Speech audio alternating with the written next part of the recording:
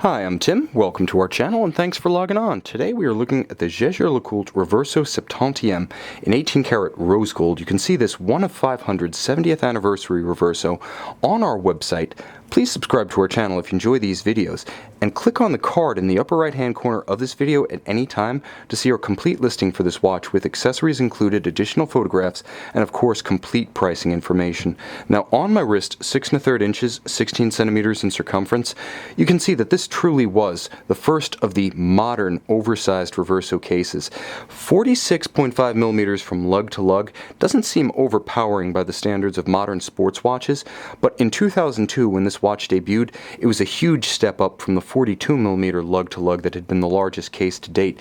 Now it is 12 millimeters thick, but you can see that with a beautifully sloped case flank, this one will fit easily under a dress cuff or a tight sleeve, and it is 29 millimeters across the broad of the case, not including the crown. This was the first of the so-called XGT cases that ushered in the modern era of the full-size Reverso. Now there were quite a few mechanical and aesthetic landmarks associated with this watch, so we're going to unpack each one step by step. First, the size and the fit. 46 millimeters from lug to lug is hardly overwhelming, and the watch has wonderfully compliant interaction between strap and case flank, such that it doesn't have any virtual flare. There's no tendency of this close coupled strap to want to expand outward and test a smaller wrist. So from an ergonomic standpoint, we're off to a great start.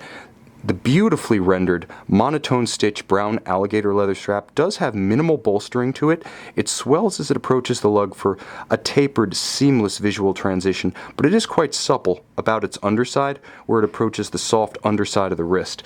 You can also see that it's paired with a distinct upgrade from the first generation of these watches. Some of the later models that shipped included JLC's third generation deployant clasp. Now the first ones also came with a rose gold clasp, but that one was of the single fold variety. If like me you're a little slight of forearm, this is the better solution because the two small folds are easier on the wrist than the one big up and over. If you want to see what the original single fold looked like, here's my Grand Memovox. It looked like this.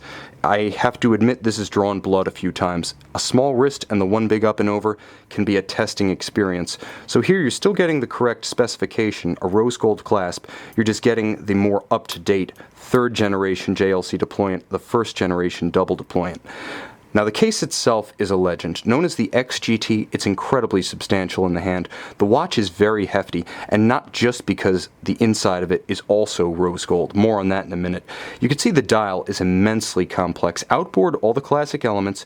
You can see the striations known as the gadroons that run horizontally in tension with the vertical emphasis of the case and the conical ends. This is Art Deco par excellence, and that continues on the dial.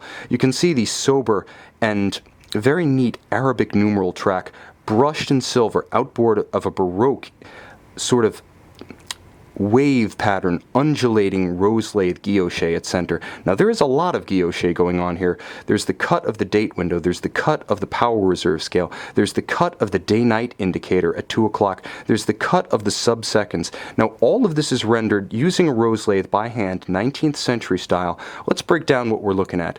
Now you can see the applied yellow gold, or rose gold I should say, JL logo at 12. You can see the power reserve scale of 8 days. I should mention that the caliber 879 is geared very high, so as you wind it, you can see it moving in real time, and it takes only 55 turns to energize the 8-day twin barrel movement. Is that exceptional? It certainly is. If you wind something like a 5-day power reserve, Blancpain 50 Fathoms with its 3 barrels, you're going to be winding 108 times before you get to 5 days of reserve. Here, 8 days and 55 turns. Instant gratification. Now you also get a double date function, and that's significant for a very important reason. It's the second double date engineered by Jaeger-LeCoultre. The first, which was never used by the company, was given to sister company Lange when JLC and Lange corporate father Gunter Blumlein re-established the Lange company with Walter Lange in the early 90s. So JLC designed a simplified, in terms of engineering, even more elegant double date without a program wheel for the Septantieme movement. And the movement is spectacular. Now there is a quick set for that date, but you're going to want to fixate on the case back, because this is an 18 karat rose gold caliber. 2 full years before F.P. Journe transitioned his model line to 18 karat rose gold movements, JLC did it with the Septantieme, and it's magnificent. The Côte de Genève are not standard issue. Beautiful, linear, and richly textured. You can see they're actually shaded from light to dark as you move horizontally across them. They're deep, they're beautiful, and under a loupe, they're incredibly nuanced. Now, there's a gorgeous brush texture to this bridge that's located above the center wheel, and through the center wheel, you can just see the skeletonized mainspring barrels. How much attention to detail are we talking? Well, if you look carefully as the barrels turn through its 8-day power reserve, you can see that the skeletonized members are actually spokes that spell out the company's JL logo, as seen on the dial. The spokes of those wheels are literally this. Now, moving down, you can see the beautiful kiln-fired, heat-oxidized blue screws, and the spectacular poly noir or black polish of the swan's neck regulator and index. This is finish at the highest level, but executed on a Reverso. It was the first and the best ever among Reverso movements finished by Jaeger-LeCoultre, which is why it has a broad and spectacular display caseback. 25 jewels executed entirely in-house with twin barrels and an 8-day power reserve. If you want a Reverso finished to Patek standards, you want the caliber 879.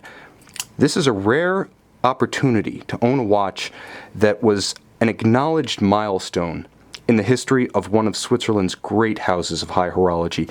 I've showcased this watch before on a massive 18 karat rose gold bracelet, but this is how the designers intended for the watch to be seen. A balance between leather and metal, and precious inside and out.